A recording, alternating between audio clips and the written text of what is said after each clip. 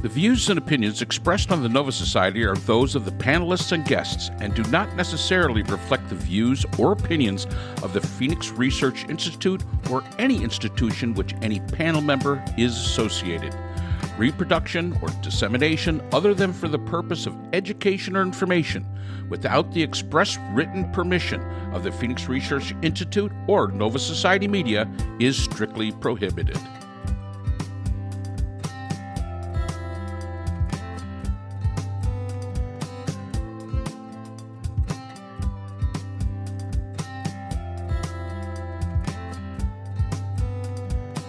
Today's question is from Peter in Indianapolis, Indiana. And Peter asks, social media is everywhere. A recent report says that the Biden administration pressured Meta to censor COVID-related content from their platform. This is an obvious overreach by the government to ban free speech. This is a prime example of cancel culture denying the population of information to make informed decisions on. We, as Americans, have a right to hear all the information, and this censorship by the government is unconstitutional. What are your thoughts, Mark? Let's start with you. Yeah, Mark Zuckerberg came out and said that he was pressured about holding back COVID-related content. The only thing is he doesn't say what that COVID-related content was. Was it the COVID-related content that said we should inject ourselves with bleach, as the current president of the time suggested, or put in this light source within our bodies? If that's the content that the Biden administration pressured them not to put out there, I have no problem with that. My problem with this entire question comes from, we have the right. It is an amazing thing, the amount of rights. We are so self-centered in this idea of we have the right to hear all the information. It comes back to the people putting out the information have a responsibility. We always talk about, and it's an American thing in so many ways. We have the right, but we forget the idea of responsibility. It has not been identified as to what material was canceled. This is not cancel culture. The fact is that cancel culture, people say, well, my culture is being canceled. No, people just don't want to listen to your bullshit. You could say what you want, but nobody does have to listen. If something is being put onto a platform like Meta, that could be dangerous to the population and cause people. And if anybody thinks that after Trump made his statement about injecting bleach, that some moron somewhere didn't do that and kill themselves, they're wrong. Guaranteed somebody did it because people are stupid. There's a responsibility the government has to protect the people in many ways from themselves and protect them from this disinformation, misinformation, this that is only out there for somebody, to get a few clicks. It's not unconstitutional. Free speech has to do with the government, has nothing to do with Meta. Yes, I think the government's responsibility should be protect the population in many cases from itself, from its own stupidity. So yesterday at 5:00 in the morning, Trump put out a tweet. Says Zuckerberg admits that the White House pushed to suppress Hunter Biden laptop story, all caps, and much more, in parentheses. In other words, all caps, the 2020 presidential election was rigged, all caps. Fox News, New York Post, Rep. Laura Lee, House Judiciary Committee, period. That's not even a sentence. I don't know what that is. So, who is the president in 2020? Who was Let me in take a guess. control of the White House in Donald J. 2020? Yeah. I mean, basically, this Trump saying this was rigged by me against me. This is not easy to do, folks. You gotta. I'm not really sure who. I guess we'll dig into it. I haven't read the letter from Zuckerberg. I don't know if that's out there yet or not, what he's alluding to. But Biden wasn't in the White House in 2020. He was a private citizen. And so I'm pretty sure that what they're talking about here is not the Biden White House, but the Trump White House that was suppressing that information. And that if in 2021, when Delta hit, the Biden administration wanted to clean up the information getting out there because of the mess that Trump made of his COVID handling and wanted to be clear about what people should and should not be doing to protect themselves and their families. That's a fairly responsible thing for a government to do. I'm not sure it becomes something that they need to be railing about. It's just, it's not really an abuse of free speech. It's just trying to say, hey, look, we're fighting a deadly disease, and this deadly disease is killing people in red states. And this fella comes from Indiana, is it? Yes. Yeah, thank you for listening. But it's not like, the first wave of COVID hit, nobody was really ready for it. Blue states suffered tremendously. Donald Trump famously, or I should say Jared Kushner famously told Donald Trump, hey, this could actually be a good thing for us because they'll blame this on blue state governors like Cuomo rather than on us. So maybe we should let this go for a while. And the pandemic got out of control, of course. But in the second big wave of it in 2021, when Joe Biden was president and they were vaccinating people and they were working hard to protect people, it was the Trump people who were, or not the Trump people, but Trump supporters who were spreading disinformation on social media and causing Trump supporters to not get vaccinated, for example, when even Trump was vaccinated, and even Trump complained that the vaccines weren't coming out in time to save his presidency because they came out so late in the year 2020. Yeah, I'm not really sure that I think this letter from Mark Zuckerberg is a big deal. I guess I'm going to have to wait until I actually read the letter itself to see what he's talking about. But there's no way Joe Biden could have suppressed information on Hunter Biden's laptop in 2020 because he was not in the White House. I mean, really, what was the answer to COVID on Hunter Biden's laptop? It's, again, going back to the same old thing. Oh, it's all about Hunter Biden's laptop. And this is, but Mark, I think this is a fair question because I've asked this question before. If Trump voters in 2016 had found out what we found out just after the election, which was that the FBI was investigating him and his ties to Russia, would they still have voted for him, knowing that he was lying to them about his ties to Russia, his business dealings to Russia, the fact that his campaign had met with Russia, the fact that his campaign had given polling data to the Russians and Cambridge Analytica, and that Julian Assange and WikiLeaks was actually part of the SFB and other things like that? Would they have still voted for Trump? And I hope the answer is no, they would not have. I hope that we still hold Russia in such low regard that would be a deal breaker, but maybe it won't be. But I'll tell you this, if I found out about Hunter Biden's laptop and that there were pictures of him naked, smoking crack and stuff like that, that wouldn't affect my vote on Joe Biden at all. He's not on that laptop. He's not smoking crack. Hunter Biden lost my vote forever. It has no bearing on Joe Biden. And in the meantime, the Republicans put out their report on the so-called corruption of Joe Biden and found none. So, there really isn't anything there for them to be complaining about. Not even in Indiana. No.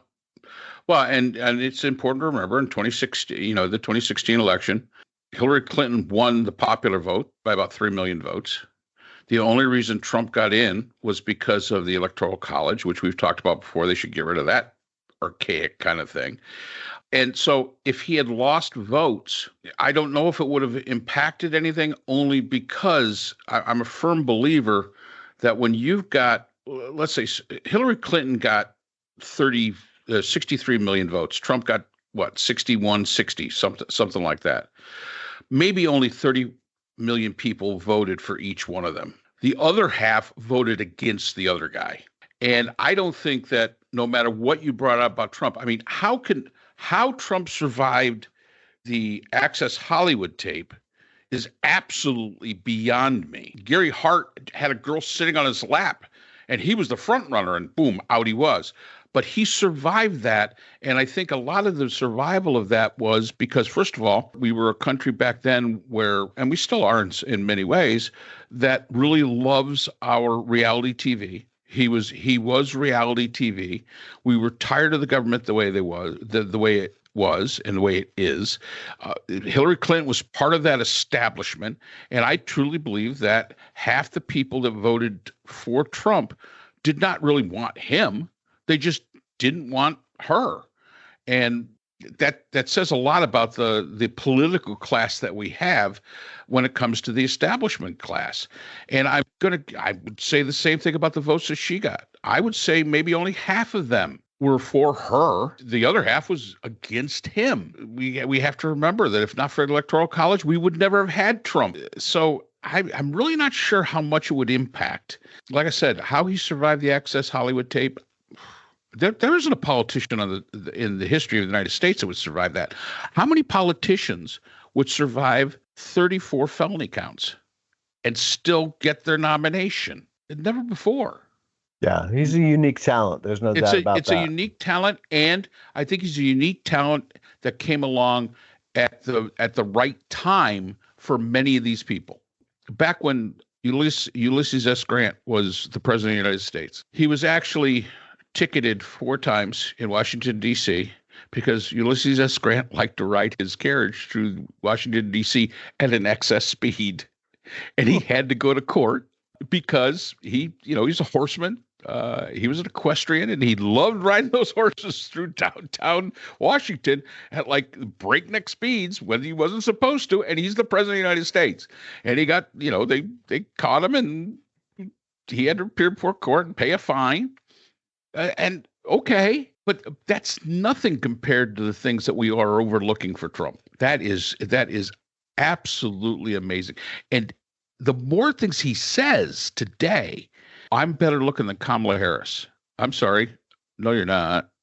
No, I'm smarter than, no, actually you're dumber than a rock. And the fact that all of these people that worked for him in his first administration, all these generals, all these chiefs of staffs, all these members of administration who won't even support him. We now have something we've never seen before. Republicans for Kamala Harris, a Democrat.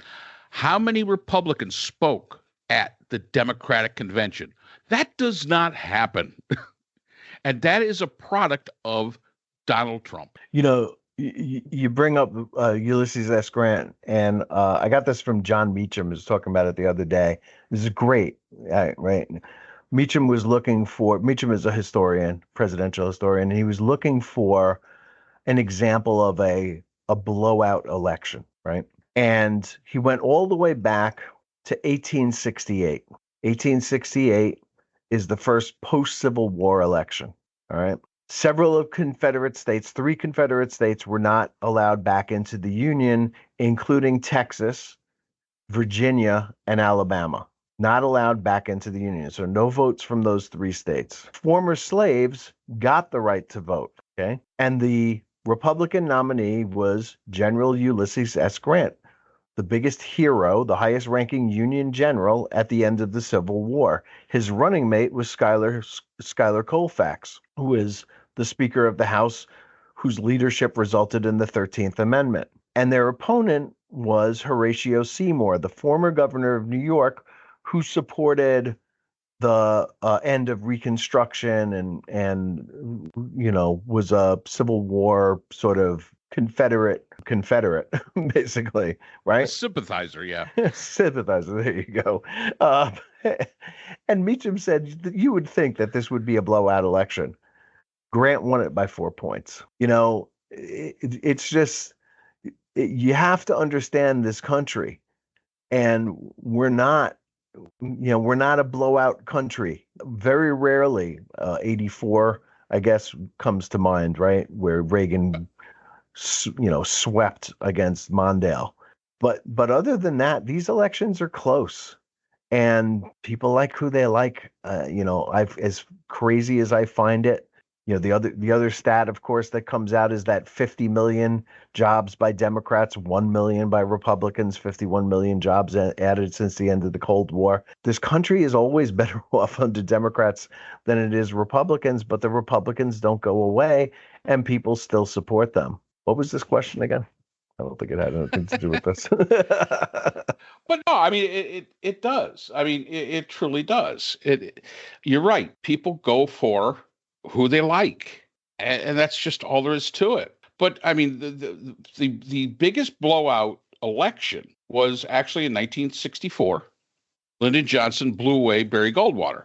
But people still voted for Goldwater, and I'm trying to get the numbers here for it.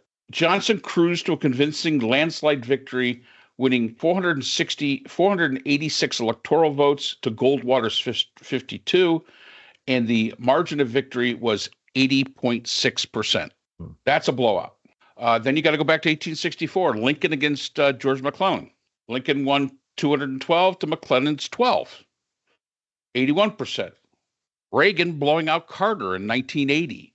Another one. It kind of goes on and on how people will get behind a candidate, but it also shows that, like, I guess Barry Goldwater would be a great example. Barry Goldwater had some really strange ideas. I mean, he really had some strange ideas, and people saw them for what they were, and that's why he got blown out, why he lost. That's not the case anymore.